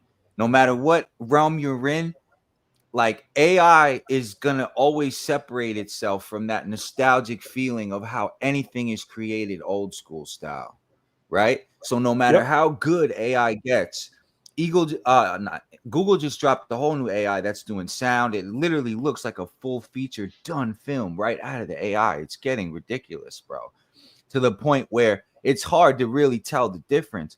But at the same time, there's going to be fans and there's going to be people who crave that nostalgic way of filmmaking, or movies have to have a certain look. Even though we're in 2025, you may have a horror actor who may want his movie to look like it was shot in 03 with a little bit of that grain in the the AI may not be able to recreate that. So it's like not every element is accomplished or can be used digitally like the AI. So the AI can only be so much, right? And then the oversaturation of, just like music, when SoundCloud came out and everyone thought they were an artist, and you had so many people making music in their house with their little M box, their $100 M box, their $100 mic. Now you got all these people on the internet thinking they're rappers, they're singers. They're saturating the market, making so much noise, making it harder for real filmmakers and real people to get through that. That's really all that's going on. It's the same thing that happened with music is happening in film now.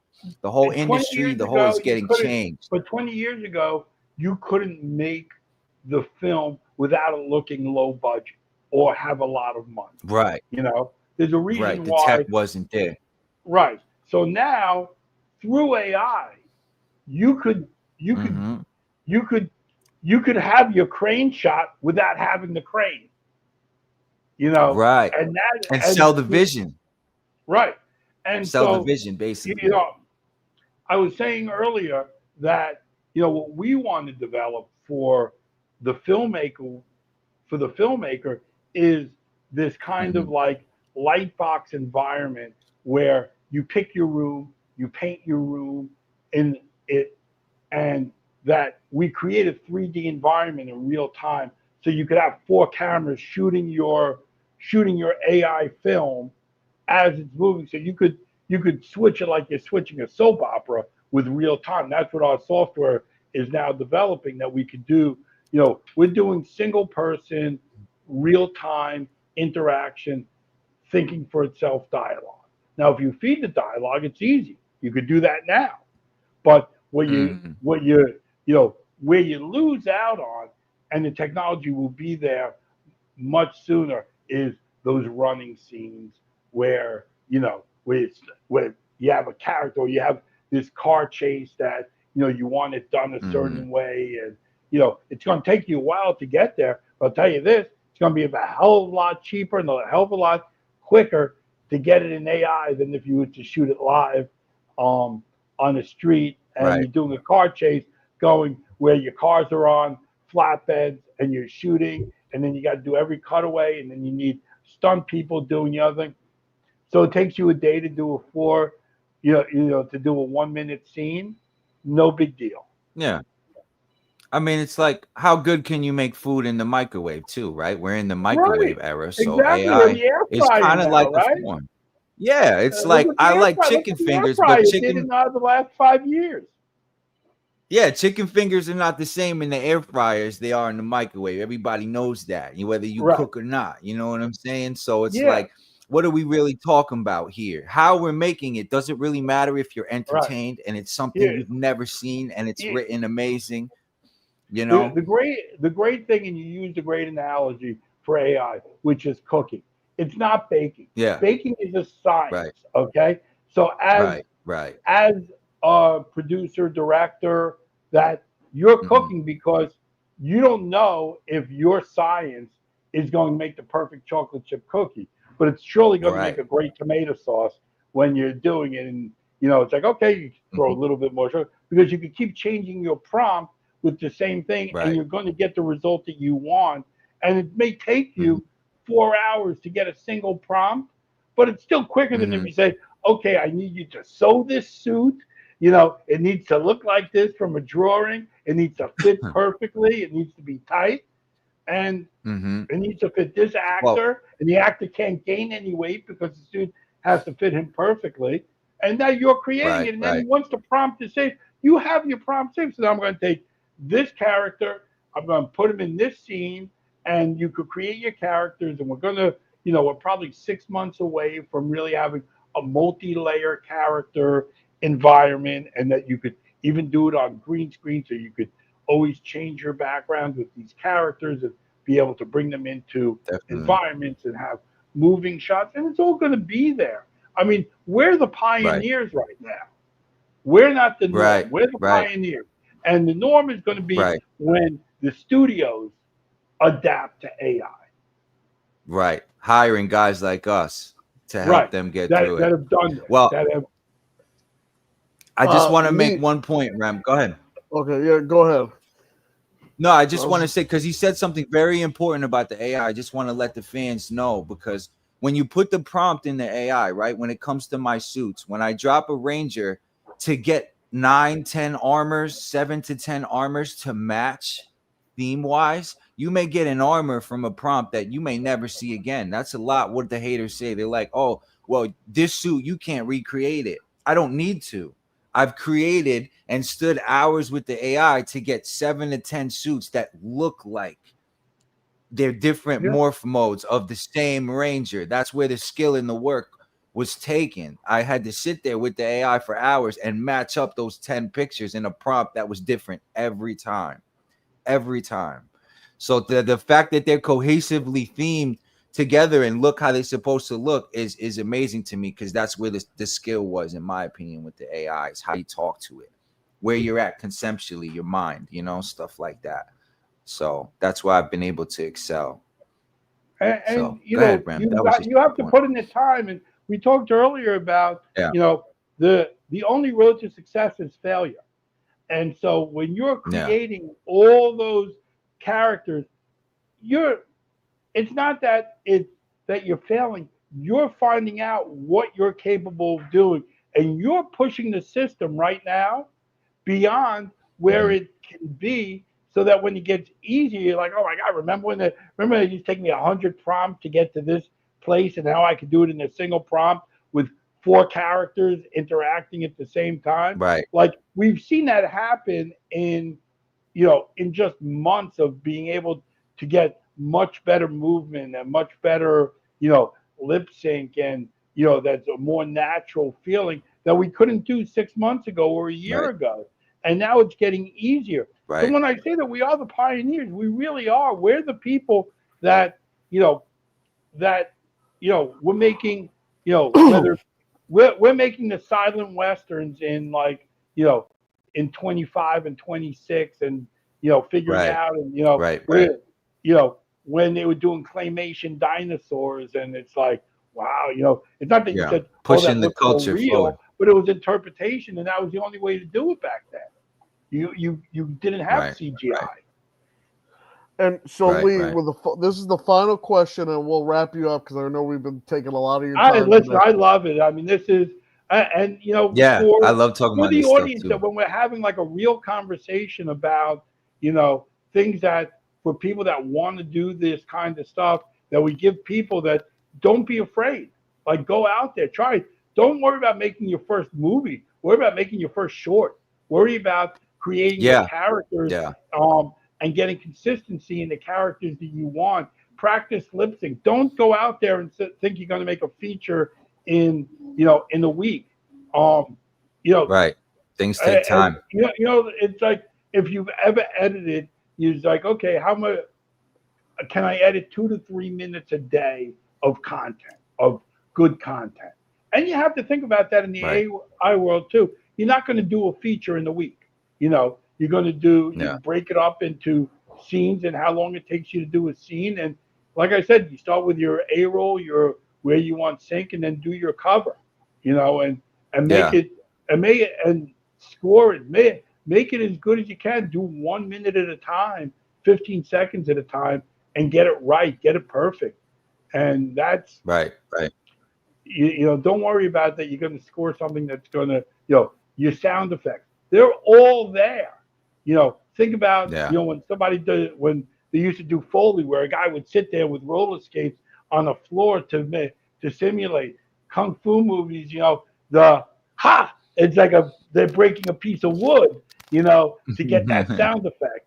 You have to know Right. now those sound effects live. You don't need Foley. You don't need a guy to do it. You can find all those sound effects on the internet. So build a great sound effects library. Keep it organized so you can find it on your drive. Break it up into, what's nature, what's, that perfect phone, when you need the phone and then suddenly, oh, I don't have a phone. Spend a day just doing sound effects.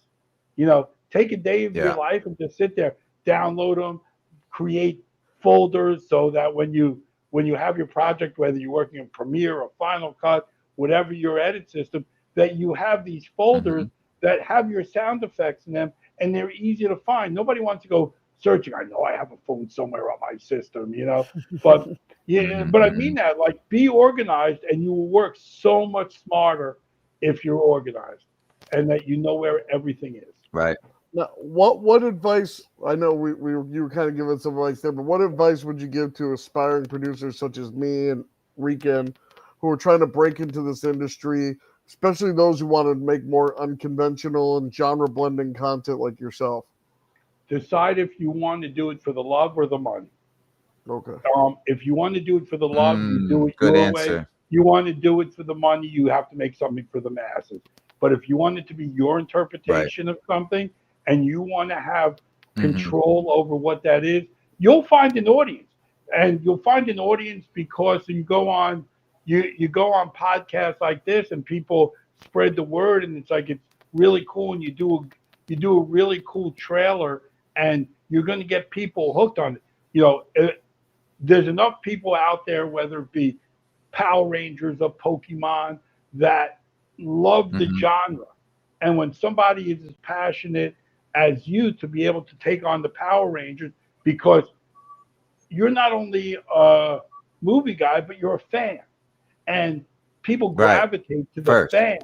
And because you understand, you're not walking in and looking at a script. It's your interpretation of something that you love. And the fans will gravitate towards that. So if it is your love, you will always, you might not make the money, but you're going to inspire the fans of that genre to maybe do their own, maybe try to take it on, maybe do a different version of it, talk to you about what your vision is. That's the best. There is no better compliment than if you can inspire the fan base of what you're creating. Oh yeah, definitely. Even the haters. I got haters sending me AI. I love they want to be in the script, haters. in the book. I love the haters because they hate for all the wrong crazy. Exactly. There's a guy, I don't want to mention his name, but there's a guy who does like 8-hour streams talking about this guy's project, about how it's never going to happen. He uses AI. That doesn't make it a legit project. Okay, fine. Let's put it this way, Lee. I love to have you on my show and double down on this conversation. Spend an hour with me and we'll get into some stuff. So, I want to thank Rem for inviting me because it's awesome. Why does somebody I mean, to me, all right, to me, hate is love and jealousy at the 100%. Same time. Free promotion. 100%. So they really love you. They really love you and like you, but they can't fight their ego and their jealousy. So it creates a whole nother emotion once it's mixed in. 100%. It's not love anymore. It's an envy, jealousy. I love him, but I hate him because I'm not him. And I can't do what he does. You're doing. You know what? To the haters out there, do it better than me. Prove me wrong. Yeah, make another Rican. Make another Rican. Exactly. Thank you, Lee. That's it. The J formation. Yeah, I mean, you want if you think that you could do it better, that's why I hate critics.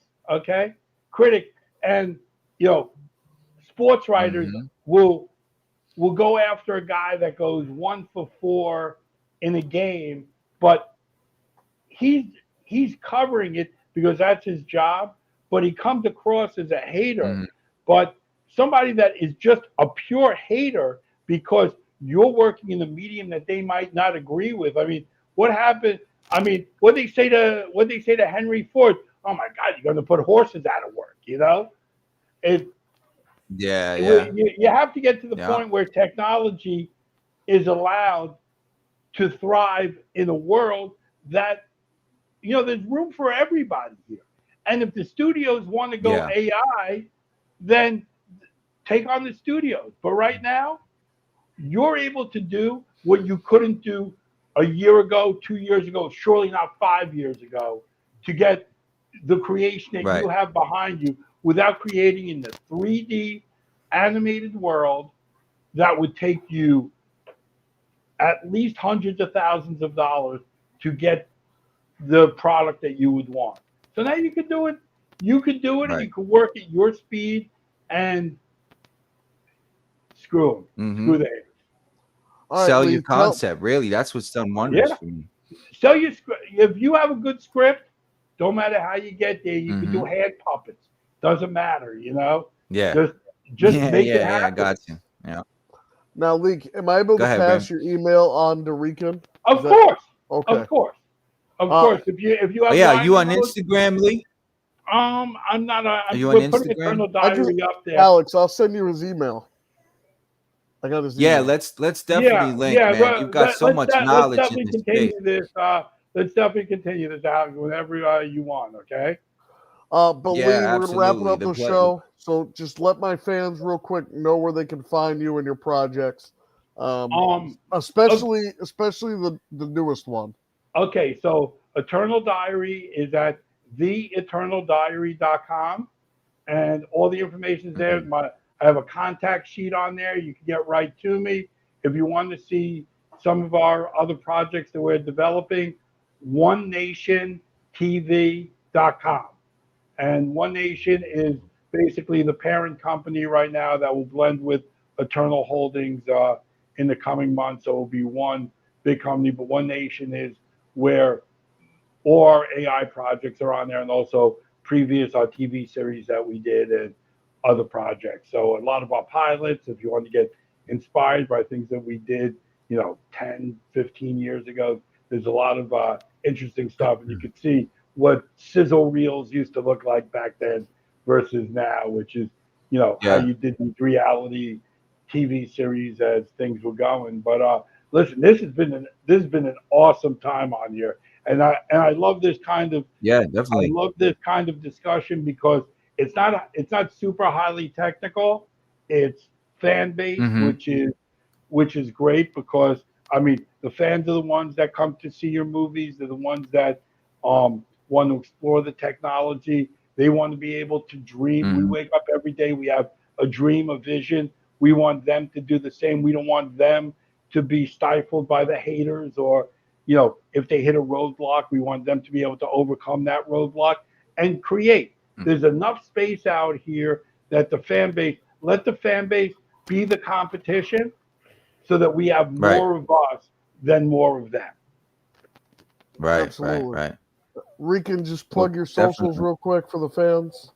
Yeah, yeah, yeah. Last thoughts. Well, obviously, thank you, gentlemen. It was an honor to meet you and obviously to talk with someone that's in the space that I'm heading, that I'm trying to, basically mold myself in is awesome. So I definitely want to continue this. I have a podcast called Knights of the Dragon, KOD. It's in honor of JDF when we lost JDF. My basically story was I met him on a Power Ranger protection tour, handed him a script. Met him a couple times, and I'm trying to keep the dream alive. We're trying to save the brand a little bit. So I'd love to really get into some of my lore on my show, and also get with Rem and study a lot of your background, what you've done. So when you come on my show, I kind of know where you've been around the block a little bit, so we could Yeah. talk about it, and then we could apply it and let you know what ninja longevity really is and where we're going and what we're Yeah, doing and stuff let's like that. do it. You So get in touch with me. You know, Remington knows I'm yeah, easily I'm Rican accessible. Ranger everywhere. It's very easy to find me. Yeah. Okay. Well, let's do it. You tell me when you're Rican ready, Ranger everywhere, and guys. we'll You know, do this. I mean, this has really been a truly a definitely. great experience with you guys. All right, thank No, you guys for definitely, Lee. I watching, and we'll appreciate it. next time. Until next time, I'll see you guys later. Peace. Have a great one. Have a great one, guys. All right, Lee.